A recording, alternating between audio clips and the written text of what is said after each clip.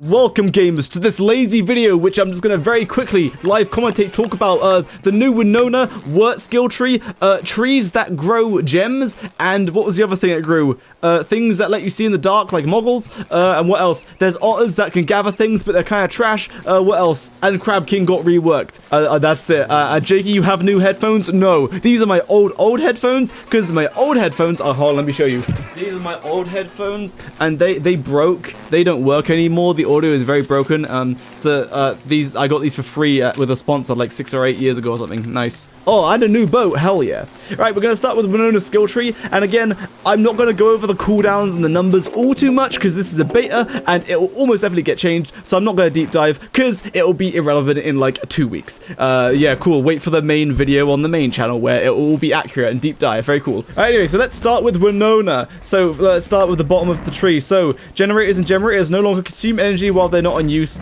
So before there would be a very slight drain on your all of your machines that are attached to a generator, but not anymore because they all go to sleep. And next we have easily dismantle your machines and learn how to build a handy remote to remotely control your catapults. Oh, let's learn that. And then, oh my goodness, I can dismantle my catapults and then you can pick it up. I can dismantle my generator and pick it up. So now you just need to make like 1 generator and 8 catapults and then you can move them around wherever. Very cool change. So now you don't have to make 1,000,000 catapults. You just have to make 1 or 8 catapults and a generator, and you can bring that around to all the bosses to go kill them all. Very cool. So if you pick up the generator, it shows you the durability on it. So yeah, effectively the gems that you put in there, you do keep the durability when you pack it up. All right, so next is the gadgets placed next to a generator or generator recharge 100% faster. This is a bit of a new mechanic, and when it says gadgets, it means this handy remote. So if I quickly use a bit of this remote, 1 second.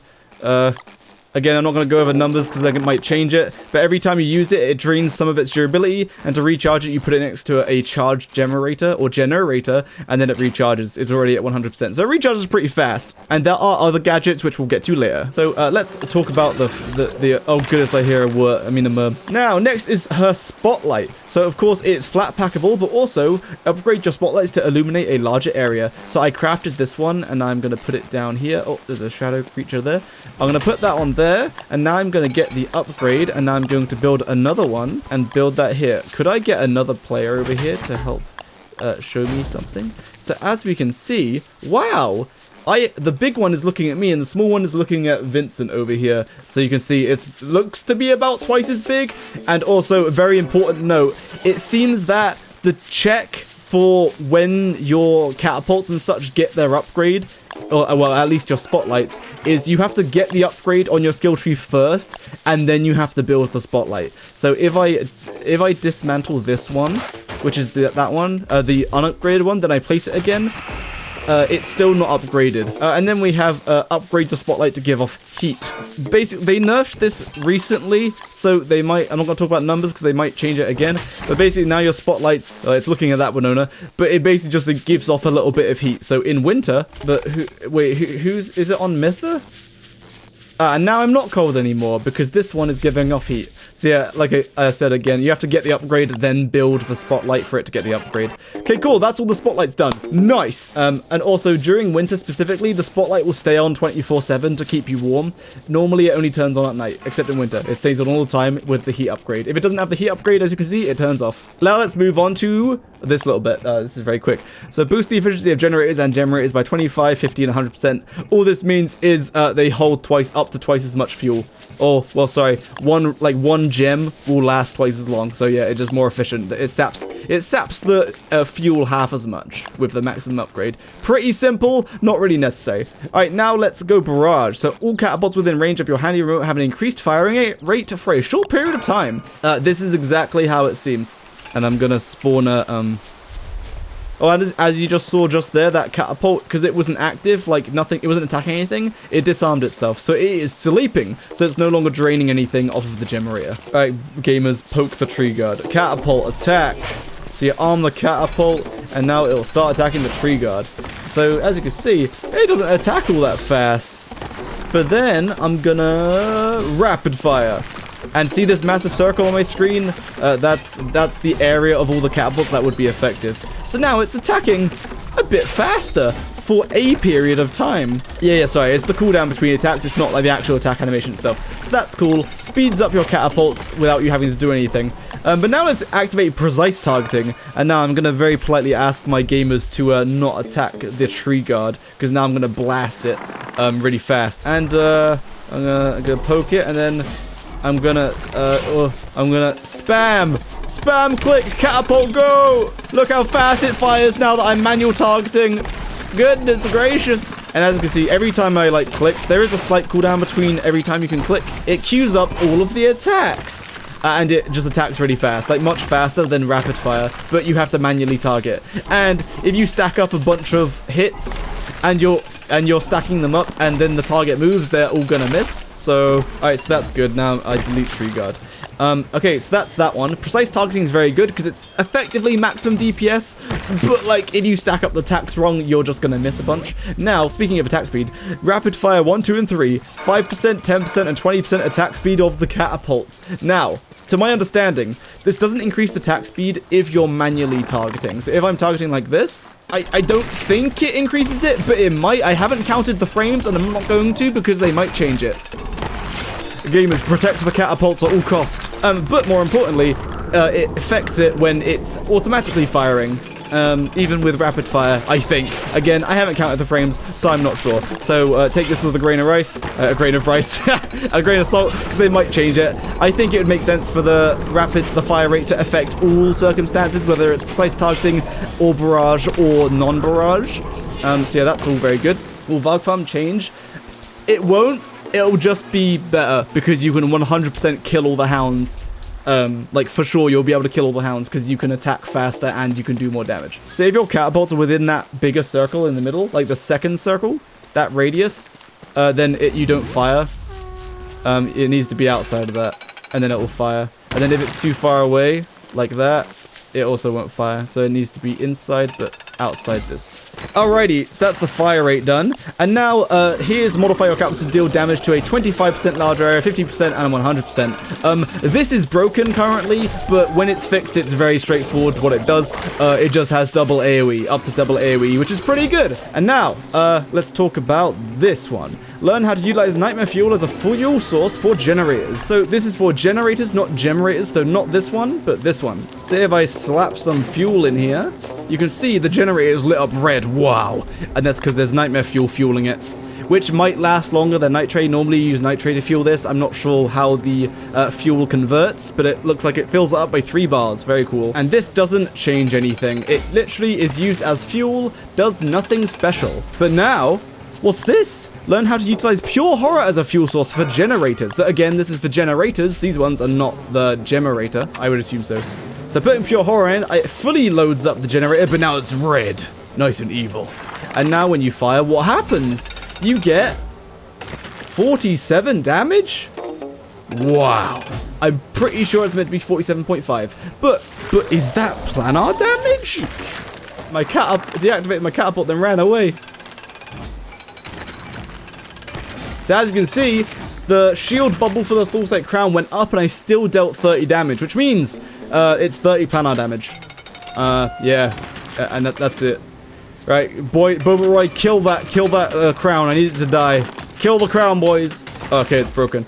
All right, so yeah, it's 30 planar and then 17 physical, but it might be 17.5 because I'm pretty sure it's meant to be 47.5 total damage. But yeah, 30 of the damage is planar, which is cool. And that's just by using pure horror as a fuel here.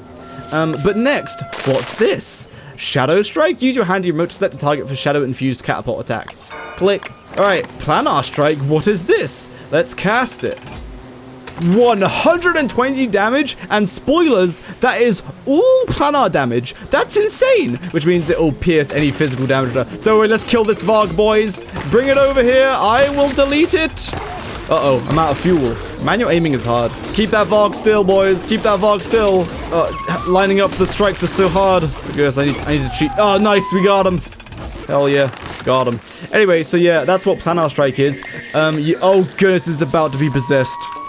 Don't worry, I can pierce its planar defense with my epic Planar Strike. Look at that. Now I'm doing 132 damage because I'm getting a bonus 12 damage from the using a shadow attack versus a lunar enemy. So I'm doing 132 planar damage. Very cool. Yeah, as you can see, every planar strike drains a lot of fuel from the generator, like a lot of fuel. Anyway, so that's what planar strike does. It does 120 planar damage, very strong, and its DPS is insane. As a rough calculation, if you use purely planar strike and you're firing at maximum fire rate using the manual targeting, you're doing about 5.6 times more damage than the catapults before the skill tree. 5.6 times more damage. That's insane. But they'll probably fix it and add it change it so that planar strike has a cooldown so that you can't spam it as much. Because, as we'll see, there is an interaction which makes this very good. So then we have learn how to utilize enlightened shards as a fuel source for generators. Wow, what does that do? Let's find out. What that shadow merm? Oh yes, we can see a shadow merm here, but we'll get to that later. Anyway, so POV, you're a very cool speedrunner, and I have just speedrun the game, guys. I just beat the game. I fisted ancient Celestial Chonkian to death, and I found his shard, and it's mine now. Thank you. And we're not going to give it to Wagglestaff. Where is he? There, Wagstaff, you can't have it. It's all mine. That's me, true. Roy do be fisting Celestial Champion on day 23. So what we're going to do now is you just slap this bad boy into here. Oh, Enlightened Shard inside the generator? What does that do? So now we're using fuel from this generator. So when I spam it, you'll see that it doesn't drain any energy. The Enlightened Shard is infinite energy for generators. Infinite energy. So yeah, that red gem will never get consumed because of the Enlightened Shard being there. So ideally, you drain it fully and then plug the Enlightened Shard in. So that's cool. Infinite energy in your generators. Very cool. Goodness, Wendy's screaming. Goodness gracious. Alright, what was I showing? Oh yeah. So, now let's unlock. Learn how to utilize Pure Brilliance as a fuel source for generators. There's spoilers. This is exactly the same as plugging Pure Horror into a generator, which is you get it switches the damage. 30 of the damage is now planar, and it just does more damage overall. Where's my my dummy? Oh, there it is. Will deal the same 47 damage, and 30 of that is planar, but there you go, 30 damage. So that 30 of it is planar and the rest is physical. So exactly the same as plugging a Pure Horror into a generator, except it's lunar aligned. Now we've got use your handy remote to select a target for a lunar essence infused catapult attack. Interesting. Let's unlock that. So now we've unlocked the planar strike, but for lunar. So because we have Pure Brilliance plugged in, we can do planar strike. But because we have the Enlightened Shard plugged in, it never drains energy. So now I can spam it free of charge and do 120 damage every strike. And I don't ever use up any fuel, which is very cool. So this is 6 times damage for free, except they're gonna nerf this by making it so that if you use a bunch of planar strikes, the generator overheats or the Enlightened Shard overheats. So yeah, so depending on how much Pure Brilliance you have, you might want to plug in just Pure Brilliance so that the generator never overheats. But yeah, at the moment they haven't implemented the overheating mechanic, so right now you can infinitely spam planar strike. And I also assume that when they do implement the overheating mechanic, it just means you have to stop planar striking manually, and otherwise the catapults will still automatically fire at their normal rate with like rapid fire. Or they might just shut off the catapults completely. I'm not sure. But otherwise, that's not implemented, so yeah. So that is all of the catapult stuff and all of the mechanics. Very cool. Simply a buff to the catapults up to 5.6 times damage if you spam planar strikes until it overheats. Jakey, I love you. Yeah, so that's the catapult. So now, on to the non-catapult stuff. We'll do Wagstaff first. So, Winona has 2 affinities. One is to Wagstaff, and one is to Charlie, or the Shadows. So let's start with Wagstaff, because Charlie's is better, in my opinion. Also, kind of objectively, you get a lot more perks by being on Charlie's side. So first of all, is build a device inspired by the cryptid founder's desire to track down hidden supply caches, gain mastery over all technology found in cache boxes. Cool. So unlocking this, you unlock something in here. That's a helmet somewhere. This one, the Inspectacles.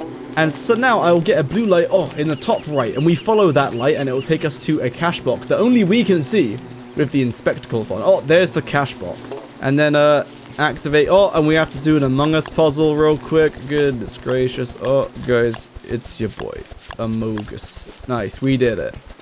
Oh, we've been pushed away, and then it pukes out a bunch of stuff which we can grab.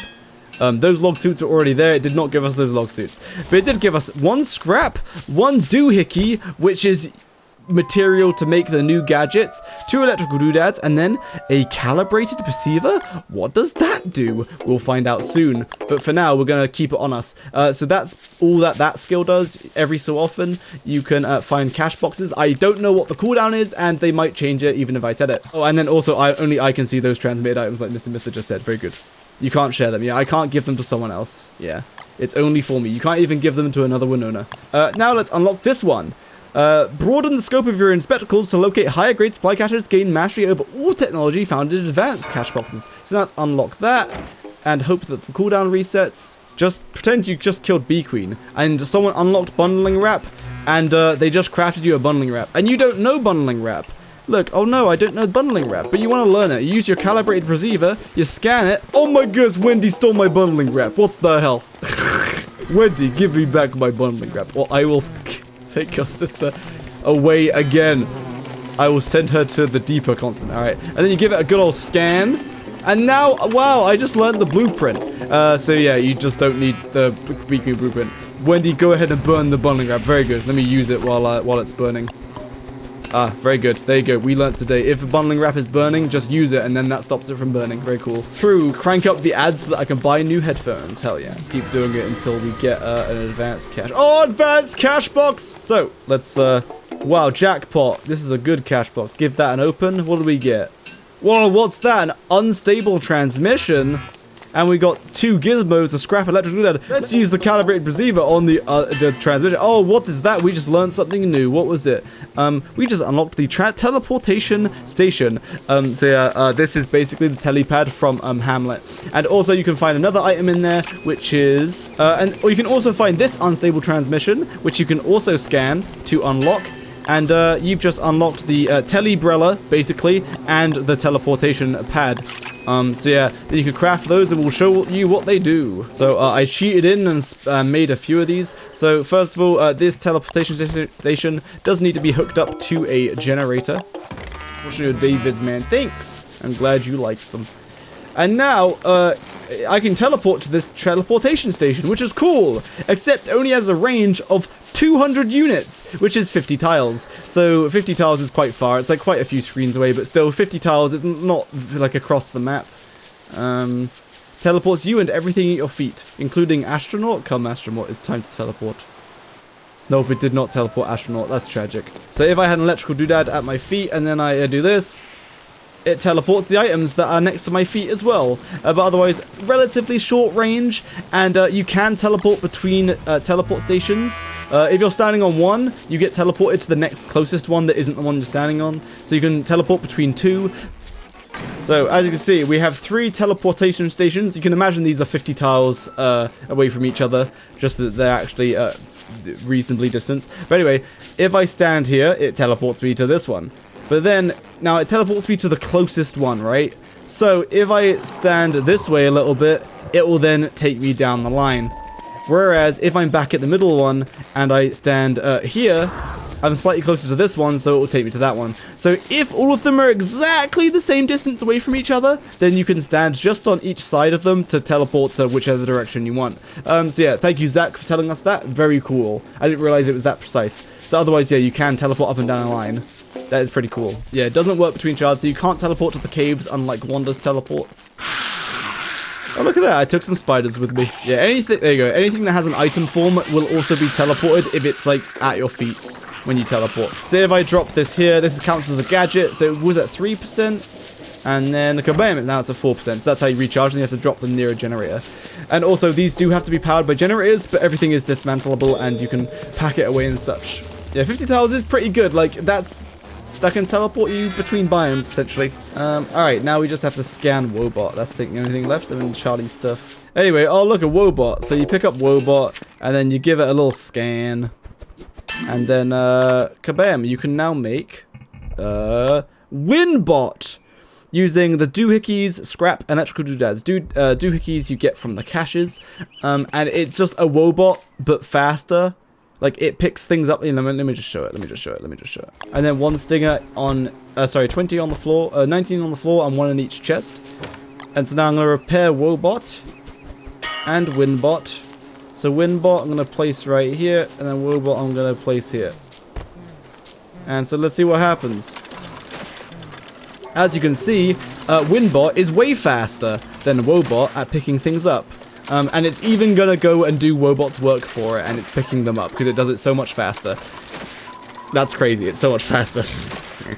Banjo the business bacon. And then it loads it into the closest chest, which it was deployed at. So it's going to load it in that chest. And then one cool thing, so Wobot degrades and breaks, so you have to fix him with the Automato Chanic. But so he is at 99%, Winbot's at 93%, so it burns out a lot faster. But once it has nothing to do for a while, it will go into sleep mode, so it stops consuming power. And it should automatically, so it picks up stuff and stores it in chests, and it should automatically, if there's a generator nearby, oh my goodness, no, not the chests. If there's a generator nearby, or a generator, the little baby Wobot should park up close to it and recharge before it dies, hopefully. Moving on! Maxwell, there we go. Oh my goodness, what did you do to my Winbot? Sliding Winbot, what the hell did you do to my Winbot? He's sliding away. Oh my goodness. What the hell? Winbot, no, come back. No running, no. When you were in the closet, would you rather be on Team Darkness, Charlie, or Team Ultra Wagstaff? Oh, Charlie, hell yeah. Simp. Alright, so that's Wagstaff's side. Now let's talk about Charlie's alignment. So, Shadow Seeker 1, the Queen imparts a design. Oh my goodness, Winona perished. It's designed for enchanting glass that reveal hidden traces of Shadow Magnet. Does she want you to find her? So, unlocking this, you unlock these rose-colored glasses using 12 petals and 3 twigs. So let me just craft those. Wow, and now we have a very cool overlay. So I'm holding Alt to unlock the Closely Examine option. You do the Closely Examine, it says, I'm picking up traces of her magic. And then a Dark Vestige appears, and then you activate it, and you get free Nightmare Fuel. Nice! Also a 4-minute cooldown. So, and with the level 1 skill, you can examine a flower, and activate Dark Vestige, and you can see the flower turned into a rose. And then when you do examine the Dark Vestige, when it turns into rose, you get a fragile rose. But at the moment, this does nothing. And if you drop it, it's fragile, so it breaks. But at the moment, that rose does nothing. But if we unlock the second skill, Shadow Seeker 2, wow. The Queen will watch over you. But what does that mean? Well, you unlock quite a few hidden mechanics, and let's examine what they are. I examine this flower, and I Dark Vestige, and now I have a fragile rose. Now this fragile rose will do something, so if I just so happen to perish... Oh no, guys, it's over for me.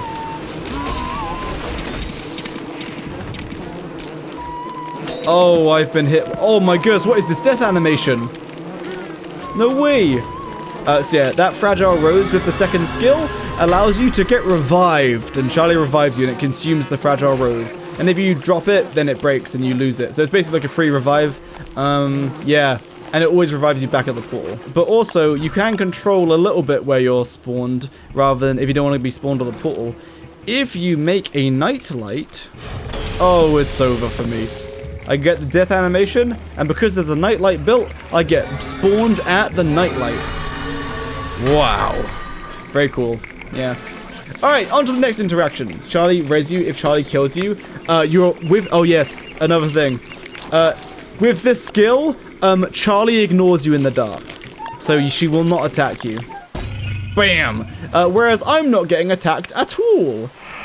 I am losing sanity, though, from being in darkness, but yeah, otherwise Charlie ignores you. Oh, Zach is telling us in chat that if you die in the caves with the fragile rose, you respawn where you died, or on nightlights, if you have nightlights built in the caves, but otherwise you don't get teleported to the cave portal. Alright, next interaction isn't working. But I already have footage of it, so I can just plug that in. So if I go to next wormhole and I closely examine it, a Dark Vestige appears. Alright, so I closely examined this wormhole, and then I click Activate Dark Vestige, and now I can look at the map and I can choose. I want to go to that wormhole, please. Click on it, and now we get to peruse the map. And as long as we can have to teleport to any wormhole of our choosing. If you try to go anywhere that isn't a wormhole, it doesn't work. So if I want to go to, let me see... I would like to go to the dragonfly portal, please. And kabam. There you go. You just chose which wormhole that you teleported to. So that's cool. If you have a wormhole near your base, you can use that wormhole to go to any other wormhole. That's very cool. So if we closely examine a little bit close to the shore, so as you can see, you can't examine the ground normally, but if I examine close to the shore, closely examine, and then, oh, a vestige, let's activate it. Whoa, a rose bridge that everyone can cross, and it lasts like 10 seconds or something, and then it will despawn. Yeah, pretty cool. So now Winona can go between land masses. As you can see, there it goes. So yeah, Winona every 4 minutes can teleport between land masses. Bearger is spawning for some reason. Does it work in caves? Oh yeah, there's no option to closely examine here. I can't closely, oh wait, that's not good. Yeah, I can't closely examine down here, so it wouldn't work either. Alright, so I think that is all of Winona's skill tree that we have covered. Very briefly. Again, a lot of it will change, and so I'm not going to go about details, but it's already probably been too long. Anyway, alright gamers, it's time to switch to Wurt. Wait. Goodness gracious. Gamers, if you don't want any ads, make sure to subscribe to Cat Person Television. I mean me. I mean Lardy. I mean me. I mean Cat Person. I mean Jakeyosaurus. So with Wurt, her basic skill tree is about being wet, buffing her merms, and buffing her merms again. And like doing swamp stuff, and basically buffing her merms. So let's go over it. Let's start with Amphibian. So we'll start with Amphibian. I'm going to read them all out, then do all of them at once. So, restore some sanity over time when wet. The more wet you are, the more sanity you gain. And then it buffs it, so you gain more sanity with the more wet you are. And then it says, greatly reduce the effect of wetness on the body temperature, so you don't lose as much temperature, or you don't lose it as fast. One of the two, but they might change it, so I'm not going to go into details. And now we've got the interesting ones, which is, use wetness as protection. Damage will consume wetness instead of health. And then you have the next one, which is use wetness as protection more effectively. Let's go over this one because this one's very interesting. And by the way, with Amphibian, if you're at 100 wetness, you gain 1 sanity per 10 seconds. It's not very fast at all. They bottom up my sanity and maximum wetness. So I'm at 1 sanity, and then, oh, we're still waiting. It's still going up. Still going up. It's at 1 still. It's at 1 still. It's at 1 still. It's at 1 still. It's still, and now we're at 2. So yeah, it's 1 sanity every 10 seconds at max wetness. So yeah, not super good. So for testing purposes, I will need to equip the ice cube so that my wetness stays at maximum. First, we have Slippery Hide. So use wetness as protection more effectively. So what this does is whenever you would take damage to your health, it hits your wetness first. Now, the translation from damage to wetness is, for every 1 damage it soaks 2 wetness. So effectively, 100 wetness acts as 50 health before it actually hits your health. For example, if I wear a log suit and I am at maximum wetness, and then mutated Deerclops throws an icicle at me, and then, oh! So, what happened in that little exchange right there is, my log suit absorbed some of the physical damage, 80% of it, and then the rest of that 20% physical damage and the planar damage went to my health. But because I had wetness, my wetness absorbed the damage first, and the rest went to my health. So let me, I'm going to use a mob that doesn't quite do as much damage so you can see it easier. So for testing purposes, I have spawned the king so that I have higher max health. So I've got 250 health, 100 wetness, and I'm going to hit myself with a Bright Shade Bomb. This bomb normally does 200 planar damage, so it would pierce any physical damage reduction. So let's see what happens. Hiya! Bam! So I get slapped by 200 planar damage. So what actually happens is the wetness, which was 100, absorbed 50 of that planar damage, and then the rest of it, 150, hit my health. So the wetness basically acts like a shield of maximum absorbing 50 health. So it's kind of okay, but you basically always have to be using the ice cube, and even then, the ice cube only takes you to 50 wetness, so you either have to always wear the ice cube and only have 50 wetness, or always wear the ice cube and then constantly jump off a boat in the ocean to be at 100 wetness. Yeah, and also, if you have the king alive, she already has 250 max health, so you already have loads of health, so the damage absorption from wetness is not super necessary, but it is cool, just to show that it works with armor. Now, kabam. only 140 damage hit my health because the Void Robe absorbed 10 damage, the Wetness absorbed 50 damage, and then only 140 damage hit my health. So yeah, it works in conjunction with armor. So yeah, it just effectively works as a shield that gets hit before it hits your health. So it's decent, but it's not super good, and you already have a high max health, so you don't really need it. Next is regeneration. You regenerate faster the more wet you are, and this is 1 regeneration every 10 seconds at maximum health, which is, you know, like 48 health per day. So 150 health every 3 days. So it's not super fast, but it's like notable. But otherwise, that's the amphibian section. If you like it, absolutely go for it. If you want to use it, hell yeah. But we're going to move on now. Alright, so let's start with Mosquito Incognito. Learn to craft a cuddly buddy, making mosquitoes neutral to you. So by unlocking this, you unlock this. 1 mosquito stack, 1 beefalo wool, and when you have it, and then if I spawn a bunch of mosquitoes, this will get rid of this silly Maxwell. They will not attack me. They are my friends, but they will go kill that Maxwell for me. Alright, next is learn to craft mosquito-based items. Skeeter bomb, fertilizer, and bloodshot. Okay, so the skeeter bomb, so if I throw this, wow, did that just do 60 damage on impact? And then it spawns 4 mosquitoes, which try to be aggressive, but like they're kind of running away. But yeah, so 59.5 damage on impact. That's a pretty hefty damage for a bomb that's kind of cheap. Yeah, it's fine. Then you can recapture the mosquitoes to make more bombs. Like, yeah. So it's fine. Now we have the fertilizer, which is basically like 3 glomagoops for farm plots. And that's it. That's the amount of nutrients it gives. It's like a few glomagoops. So now I'm going to set my health to 25 and use the bloodshot. What does it do? It heals you by 16 health. I thought my health went up before I healed. 16 health, instant heal, and it only costs 2 mosquito sacks, so it's pretty cheap. And you can use it on your merms. So if you have a merm, you can use it on your merm and heal your merm if you really wanted to. Oh, it just regenerated. Plus 100 health. So yeah, the bloodshots heal merms for a whole lot more than it heals you. Yeah, 100 health. Very, very cool. Very a lot of health, yes. Now, we have master the use of the mosquito-based items. So, now it basically just improves all the mosquito items. So, this might give even more fertilizer. The bloodshots heal even more. Oh, wait, that was 100 health again. Oh, yeah, there we go. So, it's 100 health, but then he's healing over time. See that? He heals over time after you heal him. And that also applies to you. So, if I set my health low and use it on myself, I heal for the 16, but then I regenerate for 10 health over 10 seconds. Yeah, so now you heal 26 health.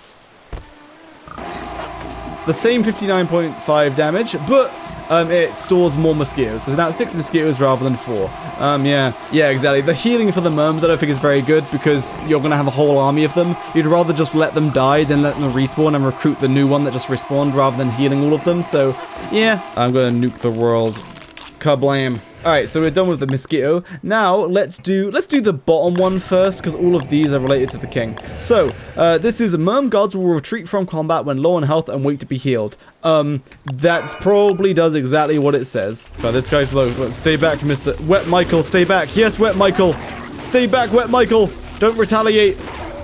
No, Wet Michael! You can see Wet Michael tried to stay away from the Varg, but yeah, eventually he died. So yeah, I guess they tried to stay away with the fight when they're low health, which is good, because rather than dying, they stay back, regenerate, then they join the fight after. So yeah, that's cool. Yeah. Craft a communal kelp dish to entice faster merm growth.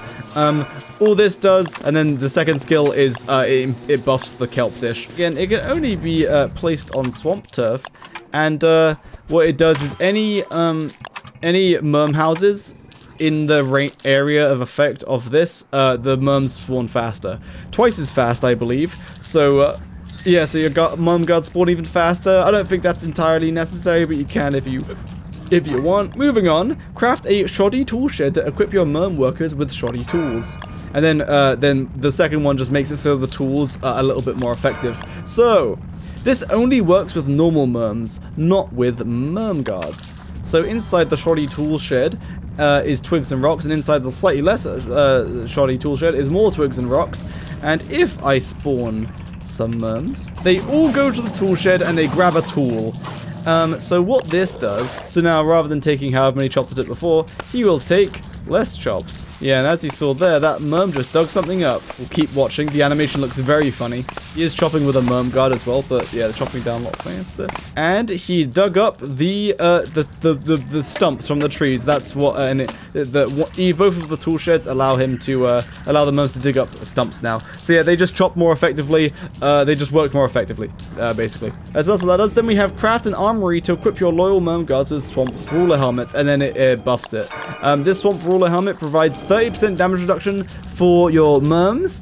So spawn the merm guards, they instantly put their brand new beautiful helmets on. Yeah, 17 damage. So those helmets are providing 50% damage reduction to the merm guards. But those helmets do not last forever. They do have durability and they will eventually break. But for them to get a new one, all you have to do is put in 1 log and 1 grass for every helmet. So it's really cheap, but is it worth it? It effectively just gives the merms more health. So maybe before you leave the base to go to fight a boss, then they should go all grab a helmet from here by putting 1 log and 1 grass in for each helmet that you want. And then they all have effectively more health. So it's maybe worth it, but not a huge deal, but otherwise pretty good. And lastly, we have survivors near Wurt will move like her through the marsh. And now Maxwell is moving just as fast as me through the swamp. It seems you can be really far away. All right, well, he was outside of my screen, but he was still moving as fast as me. So seemingly, this perk has a very big range, like big enough. They need to be on your screen. So now these are the skills that buff merms. So let me despawn myself. Add stony armor to the king's status shoulders for greater stoutness in your merm soldiers. But then you give marble armor to the merm king, and wow, he has shoulder pads. And now he still has 660 health, but let's see how much damage a tentacle does to it. Normally tentacles do 34 damage, and now it's gonna do... Wait, 34 Yo, Mytha, what does it do? It's not doing anything. Oh yeah, look at that. That merm did not stagger that entire time. Yeah, I think the merms don't stagger as easily. Alright, next, gift the king a crown worn by kings long past. Your merms will fight smarter so their lives may last.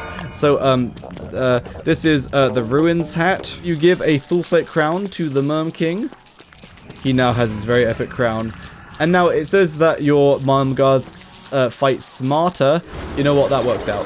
So now they They fight smarter. What it actually means is the merms gain a dodge. So whenever they would get hit, they will dodge it. But that seemingly the dodge has a cooldown. So yeah, when he spins, that guy dodged, but then he's getting chewed up afterwards. Wurt also gets a dodge? No. What? Really? Anyway, next is offer this weapon best loaded at sea, and your merms will attack with a deftness of 3. Your merms do not do 3 times damage, I'm sorry to say. But if you get the trident from Crab King Blueprint, and then you give it... No, I attacked him! Don't attack the Crab King. You have to use a right click to give it to the king, and then he has the trident now. He's very happy, and now I would have thought not, but here we go. This is gonna go be 10 or 12.5. Oh, 10.5. It is 5% damage. What the hell? I do get a 5% damage bonus. That's insane. Wurt gets a 5% damage buff universally. It might be universal. It might be physical. I'm not sure. I'm not going to test it. It's only 5%. I don't care. For the deep dive, I will actually find out, though. Oh, he dodged. Did you see that? He did a very epic dodge. And he's punching for 52.5. So, yeah, the merm is getting a 5% damage buff. Oh, he dodged. No, the combo does more. It's like 26.3 damage per hit, and it does 3 of them. Oh, I was actually remembered that completely correctly. So as you can see, he does a combo attack now, and it seemingly doesn't have a cooldown, but sometimes he doesn't do it. Because he just did it back to back there. 26.3 multiplied by 3. So yeah, like above. It's probably 26.25, but it's rounding up. Ah, DVG's video of the Wurt dodge.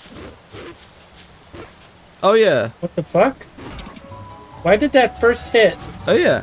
So it seemingly Wurt can dodge attacks with the second perk unlocked, but there's no animation to it and no sound effect. So it's like it's like almost like you have God mode on, but then yeah, interesting. All right, so the next few perks are a little bit simpler, but then it gets complicated again. So this increases the merm's maximum hunger, and then it increases the merm's maximum hunger again, and then it decreases how fast he consumes hunger.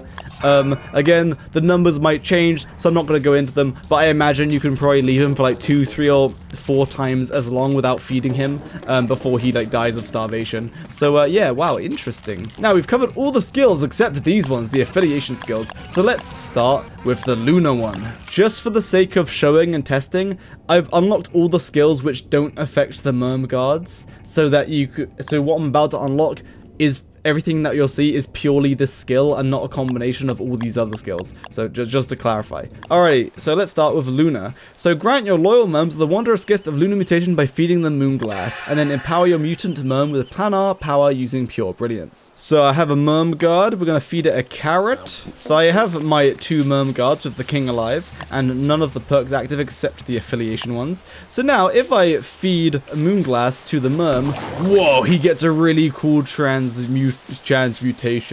Now what does this transmutation do? Well, let's spawn a pigman and find out. So they're doing the same damage, 50 damage, but when they get hit, something happens. Actually, they have 40 more health. They have 700 health now. So they have a little bit more health seemingly. And is it a chance for the recoil damage to happen? Not happening. There we go. So it seems like it's either a chance or the merm can't be attacking at the same time. But either way, sometimes when the lunar merms get hit, they do some thorn damage back, which is 40 thorn damage. I'm not sure if it's planar damage or if it's all physical. So currently their punches are purely physical, and yeah, that thorn damage is purely physical. There's currently no planar damage happening. Yeah, it's all physical at the moment. Now, the second part of this skill says, empower your mutant merm with planar power using pure brilliance. So if I cast the pure brilliance, whoa, now they've got glowing eyes. Now, what does this do? If I spawn pigmen, I'm going to give one of them a hat. How much damage are you getting punched for? 26 damage. So, part of the merm's damage is now planar, and then the rest of it is physical, which is very cool.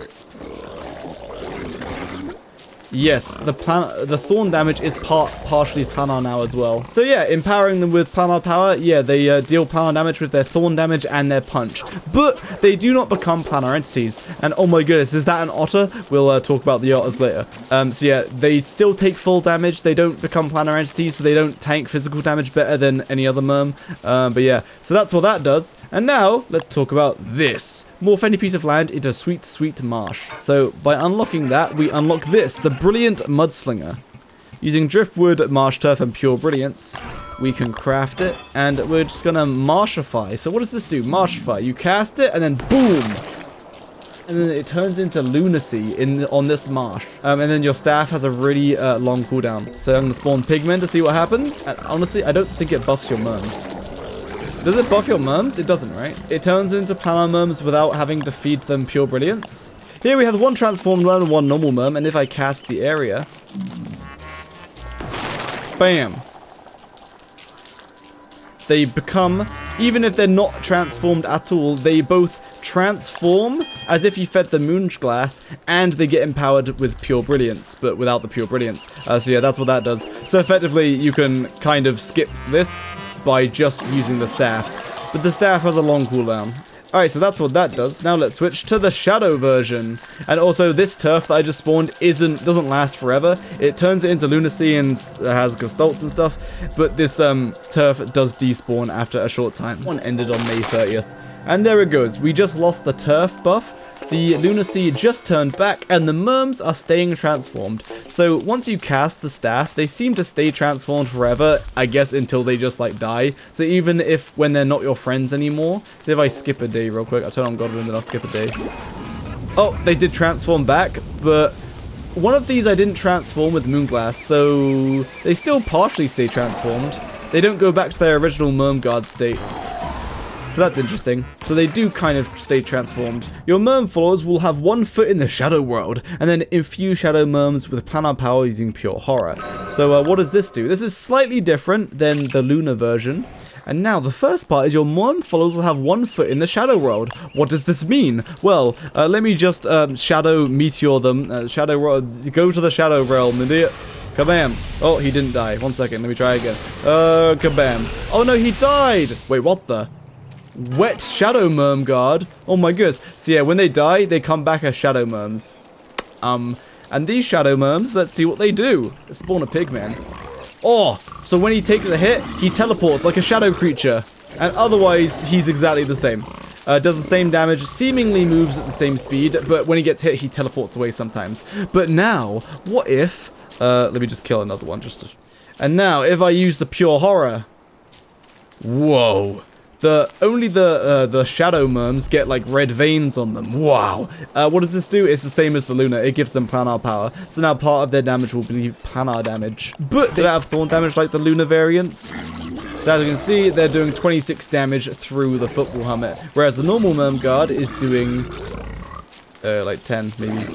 Yeah, 10 damage. So yeah, again, part of the damage turns into planar. But instead of doing thorn damage... So it's basically the same as Luna, except instead of doing thorn damage, when they die in their living form, they come back as shadows. Now, an important note that Benedict told me about the shadows is that these shadow merm guards stay loyal forever.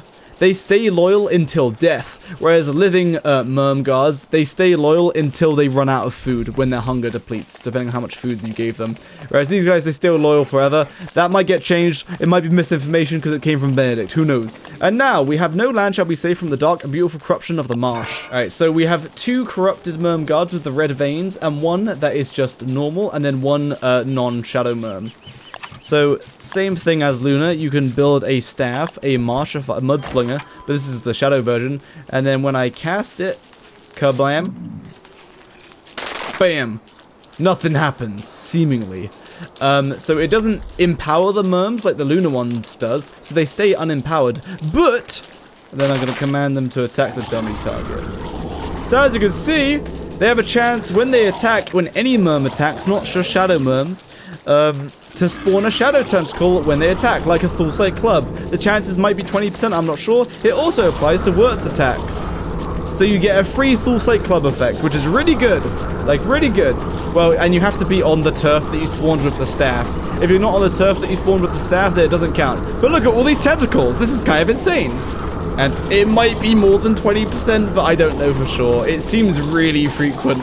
50% for Wurt? Like, it seems a lot higher than 20%, but I don't know for sure. And so, yeah, that's all of Wurt's skill tree. I think we've done all the skill trees now. So overall for Wurt, oh, I guess I could recommend skill trees. Let me recommend skill trees real quick. Oh, sorry, Merthyr, I despawned you. I would just go for max out the catapults and ignore Wagstaff stuff completely. Or you can go pure catapults and go for massive AoE. But yeah, like that's kind of recommended skill tree, but you kind of can pick between, depends what you're doing, depends what you're doing.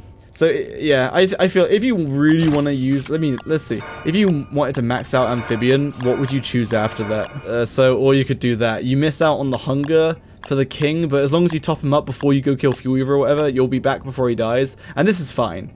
Like, you don't get the helmets, but like, they'll still last some amount of time. So this is also a fine skill tree. This doesn't even look too bad, honestly. So an important thing with these ones is if you unlock 1, 2, 3, 4, 5, 6, 7, 8, 9, you can unlock all these perks, then build their relevant building, and give the Merm King the relevant items. And then you can switch out and then pick all the other perks, and then you'll keep all the benefits of these buildings and the items that you gave to the Merm King. Unless the Merm King dies, then he drops the items and you can't give it back to him because you haven't got these unlocked. But otherwise, you can swap the skills out, but you have to keep on top of the Merm King not dying. Anyway, so that's the recommended skill tree. Now, let's talk about the new content. What's up, guys? It's your boy, Wendy. Hiya, gamers. I'm gonna nuke the world again. Yeah, let's do Crab King first. So, Crab King got reworked. There's plenty of videos of him being killed. I'm not going to show a strategy because things might change, and yeah, we'll develop a strategy afterwards. Otherwise, I'm going to start the fight with a pearl and 8 purple gems, and you can see what's happened because they've changed a lot. Oh my goodness, what is these? Cannon towers. So Crab King will now summon cannon towers and claws. These claws no longer grab your boat. Instead, they simply swipe you. And then, at some point through the fight, Crab King makes a bunch of waves to push your boat away, and then produces ice all around him. At this point, he starts to heal, except his healing has been nerfed greatly. He only heals for like 125 with a pearl on it. So then you can just hold F to break his rocks really easily, and then the ice will start breaking at some point. Oh my goodness. Guys, don't kill him yet. Don't kill him, don't kill him, don't kill him. Alright, now the ice is going to break, so people might drown. There you go. Some people have drowned because they didn't get out of the way fast enough. Wait, don't kill him. Don't kill him. Don't kill him. Don't kill him. Oh, goodness, the boat. Oh, goodness, we're being launched. No, the boat. Get me off this boat. As you can see, the claws kind of swipe you rather than grabbing your boat. They just do a big swipe. And we didn't see his minions, unfortunately. What's happening? What's happening with these magnets? Alright, there's his minions. We found him. Alright, don't kill him, boys. Just kill the minions. So when he does the healing, he does spawn some little crab guards. There's also a big crab guard that's over here, the Crab Knight, which is cool. An actual way to directly hurt the players. Very cool. Otherwise, they're pretty easy to deal with and they don't do a lot of damage. And that's all that Crab King does. Alright, everyone, you can kill Crab King now. Uh-oh, we need to get on a boat. Get on a boat, boys. And these cannon towers shoot your boat but don't cause holes, but you can destroy them as well. Otherwise, they just do damage to you if they hit you. And when he heals, he makes an ice barrier that you have to break through before you can attack him. Hold F, boys. Hold F. And then after you kill him, you have to escape and get off the ice. Otherwise, you'll drown. Get him, Abigail. Woo! So yeah, that's a new Crab King fight. There's plenty of fights on the YouTubes about strategies and such, so I'll leave that up to you to find. I think Amaslari uploaded one. Or a few. Alright. Oh, look, sea otters. Let's do the sea otters next, because, yeah, they're a thing. What is this? So now around the world, you can find these, basically reskinned boats, which are naturally spawning, and they'll have an otter den on them. This one spawned really close to the shore, like really close. I could just hop on it, but as you can see on the map, they spawn around the coastal ocean, and usually they're a little bit far off the coast, so you can't quite just jump onto them. But like you can see, this one right here, I could just jump on. What these otters do is anything harvestable, they will harvest and get fish, and then return it to their den. And when they store things, it gets stored inside the den, so you can loot their dens for stuff. But when you do loot it, they will come out and get mad at you. Search this den. Yoink, I found a fishy. Another fishy. Oh, and now they're mad at me. So they're neutral unless you loot their den or you've got meat on you. Then they'll get mad at you. Oh look, they gather flint as well. So yeah, these guys can be used to gather stuff automatically, but they're kind of slow and inconsistent. So yeah, otherwise, like this is to gather everything. So yeah, there's plenty of them that spawn around the map, so they're pretty cool. You can kill them and kill their den and then hijack their boat to go to Loon Island if you want. Willow, help! They're gonna kill me. Help! Blast them, Willow. Whoa! Nice. They kill their den as well. So yeah, they could be used for automatic farms. Yeah, they could be used for automatic farms, but like they're kind of slow and inconsistent, but yeah, they could automatically gather kelp and such. So that's cool. Alright, on to the next thing. Is the last thing just the gem trees and the, So, let's pretend I just found these messages in a bottle in the ocean. So when you read your first message in a bottle, it will reveal where Pearl is. Kabam, that's Pearl. You have to actually go to Pearl's Island before it stops showing you Pearl. So once she actually sees you, says, you've been stealing all my bottles, or whatever. There we go, now I've visited her. And there it is, there's 1x, 1x on the map. A second one, you can have 10 on the map, my mistake. You can have up to 10 x on the map now. And what are these things? Well, let me turn on God mode. So, using a boat and a pinch and winch, you go to your sunken chest on the map. As you can see, there's actually two right on top of each other here. You slap down your pinch and winch, you have it go down there, and... oh, it grabbed something. And then it comes back to the surface, and then you take the item, and then you use a hammer to break it open. And what did we get? We got a walking cane. I'm going to keep doing this until I get new stuff. Oh, what is this? An archaic boat kit. So you can't craft this, but you can get it from sunken chests. And it is a boat that is a circle, but it just looks like it's like an octagon or a hexagon or whatever. Counting is hard. And then it has a cargo hold with, look at that, so many spaces. And this cargo hold cannot be stolen from by pirate monkeys, which is cool. Oh, a lantern and gems? Wait, a pick, slash axe, and tool set. Who knew you could get such good stuff in these sunken chests? Oh my goodness, a Thorsight Club and a Lazy Explorer? These chests are insane! I'm not getting the thing I want though, but these chests are insane. I didn't know they were so good. Oh, we got it first try. Nice. So this is what I was looking for. Up to day 200, you get an increasing chance to find this in Sunken chests, and it is a surprising seed. But I'm gonna cheat real quick to give myself a second one. Now, from what I know, you got these seeds. They can grow into 2 trees, and they work differently. They grow differently. So the first fact I will tell you is that if you grow them correctly, they take 150 days to fully grow. You heard that right. 150 days. So these are very much built for late game, but you'll understand why. I thought that was an absurd time, and it is, but it's for good reason, because what they do is kind of insane. That one of the trees grows on rocky turf, and one grows on marsh turf. So we're going to plant one rocky, one marsh, and we might have to swap these trees around if they grow as the wrong ones. Alrighty. So this one grew into a young Gloomthorn. So let me just dig that up real quick. Whereas this one, planted surprisingly, it says this doesn't feel like its final resting place. So this is planted on the wrong turf. So if you dig this up, and you can't tell until you plant it, then you plant it here and then examine it, and it says maybe if you're lucky you'll get the chance to grow up. So now it's in the correct one. So then plant this one here. Planted surprisingly, it says this doesn't feel like its final resting place. So this is planted on the wrong turf. So if you dig this up, and you can't tell until you plant it, then you plant it here and then examine it, and it says maybe if you're lucky you'll get the chance to grow up. So now it's in the correct one. So then plant this one here, and this one is also in the wrong spot. So this also wants to be on rocky turf. Yep, and that one wants to be on marsh. So it's either rocky or marsh, okay? Oh, there we go. So it took 15 days. If they're on the correct turf, it took like 10 or 15 days. Anyway, so now that they're grown up, I'll grab the Gloomthorn. So that's one tree, one of the new trees, and then we'll grab the Sprout Rock.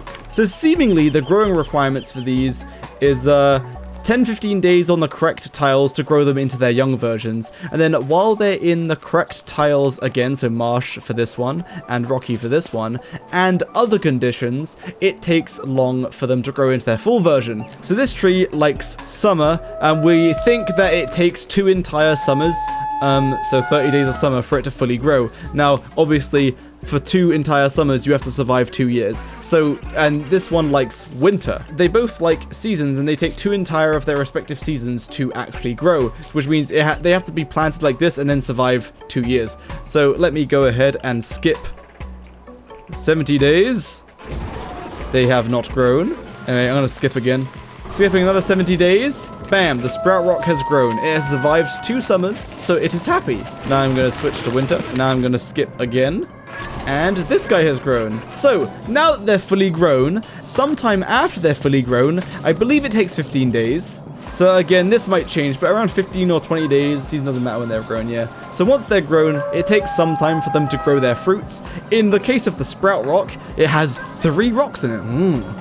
And it doesn't matter what turf they're on once they're fully grown either. So they get 3 geode fruits. What are geode fruits? Well, what you do is, how to open them is you have to make a fire and you put them down next to it. I don't know how hot the fire needs to be, but we're going to slap some boards in here, just the one. And eventually, after some heating, something will happen. We're just doing some day 1 of autumn. Oh, bam! Red gem, green gem, blue gem. Wow. Yeah, this is farmable gems now. If you're Wicker Bottom, let me switch to Wicker Bottom real fast. So with Wicker Bottom, you can do that. You can get all the gems from the trees, all the ruins gems. I spawned like 1,000. Oh, you can probably check tuning.lure and it will have the chances there. Oh, thank you, Zaptrap. Real Zaptrap. Ancient fruit gem, min heat 40, hatch time, yeah, 30 seconds. It has to be 40 degrees, then it takes 30 seconds. Here's the wait list, boys. Here's the wait list. So here's the waiting for every gem from the geodes when you explode them. So blue and red gems have a waiting of 4, purple gems have a waiting of 3, green, orange, and yellow all have a weighting of 1. 3, so 14. So you have a 1 in 14 chance of getting a green, 1 in 14 of getting an orange, 1 in 14 of getting a yellow, a 4 in 14 of getting a blue, 4 in 14 getting a red, 3 in 14 for the... let me put that into percentages. Guys, remember to subscribe to Cat Person Television so that you don't get any more ads on Cat Person Television stream. Alright, so at nighttime, once the fruits of this tree has grown, something happens. And I'm going to use silviculture to speed it up. So if we read silviculture. Wow! Berries. And just to show you, once it's daytime, so when it's not nighttime, it retracts the berries. But the berries are still grown, you just can't grab them. But once it's nighttime again, they come back out. So that's cool. Now what do these do? I'll show you.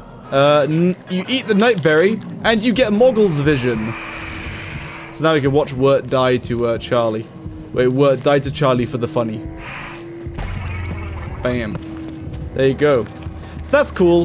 There's currently no recipes for these. You have to eat them raw. Very cool late game trees, and there's a good reason why they take forever to grow. Because they're very good. Eating them cooked doesn't give the effect, nor does it remove it.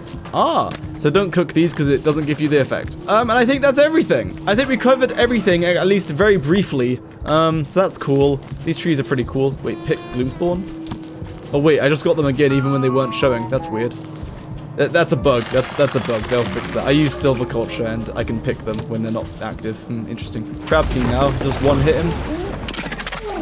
He drops some new stuff. 8 Crab King bumper kits. Along with 3... Oh, so this is cute because he was actually collecting the messages in a bottle, but ignored them anyway. And he drops 3 messages in a bottle that can help you find more X marks the spot things for the new surprising seeds. So what this bumper kit does is...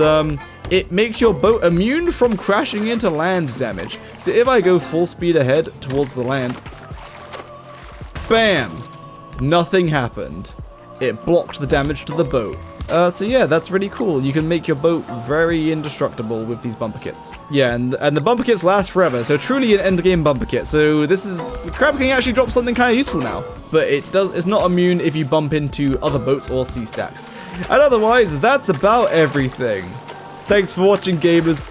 Be sure to watch the main channel videos. Also, in case it wasn't clear, this is a beta, so things will probably change. That's why I haven't gone into detail about the numbers. Yeah, things might change. They might even change whole mechanics. So yeah, that's it. I'm going now. Goodbye.